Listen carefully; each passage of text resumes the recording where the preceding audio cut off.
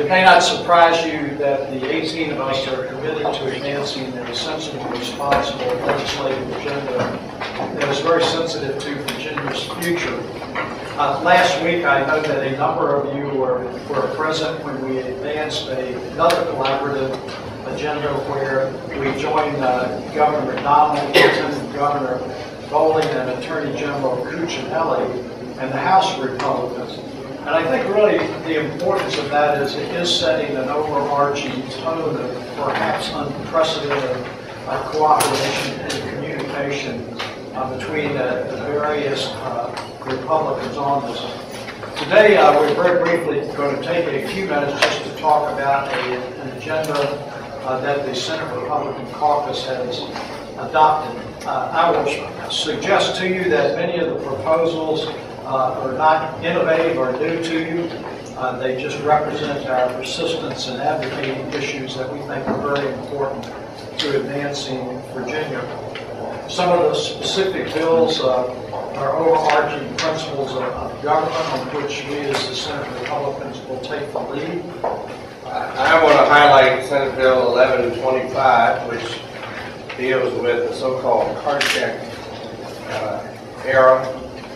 Workers should not have to face having to declare their support for or their opposition to unionization in front of others. So we've introduced Senate Bill 1125 on behalf of our Republican caucus to help preserve the integrity of the secret ballot. And by doing that, ensuring the rights of individuals are protected when they are considering employee representation. It's a very simple bill. It simply says, for our purpose in Virginia, we will preserve the secret ballot. There also is an accompanying constitutional amendment that has been offered and hopefully will be well received as part of it. I would just like to make a very brief comment about the caucus's position on streamlining government, making government more efficient.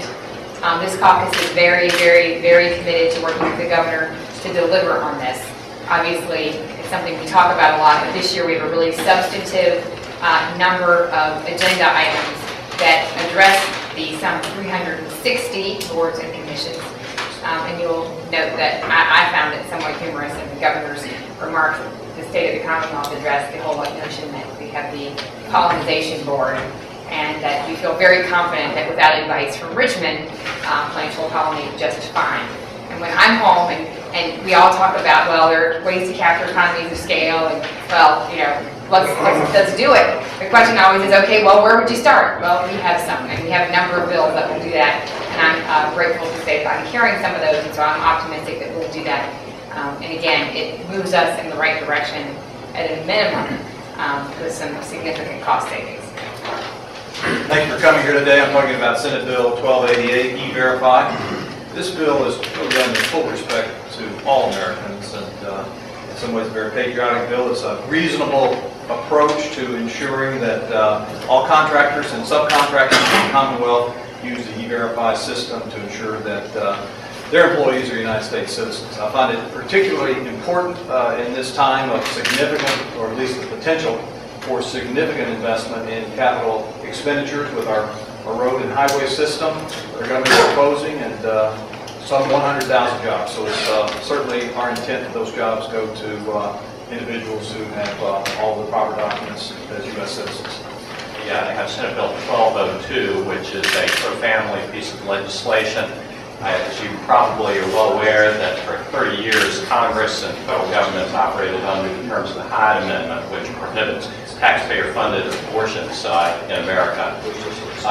Congress has just passed the congressional health care legislation, which imposes on states, including Virginia, the requirement for creation of health insurance exchanges.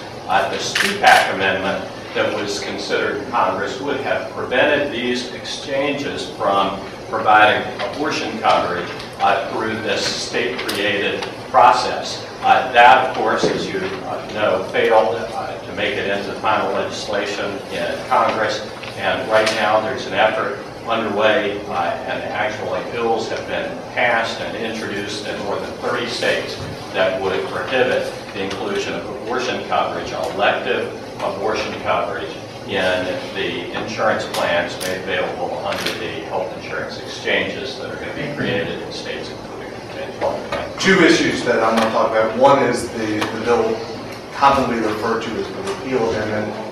I've already talked to many of y'all, and y'all probably heard as much as you'd like to hear earlier today. We are optimistic that that bill will get a full hearing in the Senate Privileges and Elections Committee, and that at that hearing that it will transcend party boundaries, because it really is a discussion not Republican or Democrat, but whether Virginia will be the lead in reestablishing the balance of power between the states and the federal government. And we look forward to continuing that discussion, and the caucus is totally on board.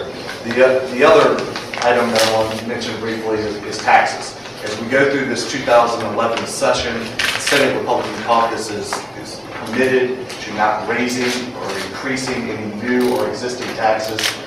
No Senate Republican member has introduced a tax increase, and we're joining with the governor in ensuring as the budget moves forward that they are not in the budget and are committed to that fiscal responsibility. So, I would suggest to you that this agenda is just about a series of common sense, conservative proposals that make government work better for the people of Virginia. It's about getting things done in important areas that matter to the people of Virginia. So again, I applaud Senator Norman, Senator Newman, the entire leadership and membership of the Senate Republican Caucus for standing together and assure you as you stand up for these important proposals during the session this year that the governor and I will be standing with you and supporting you as you have so faithfully stood with and supported us. And it's a pleasure for me to be here today and lend my support to your effort. Thank you, Tom.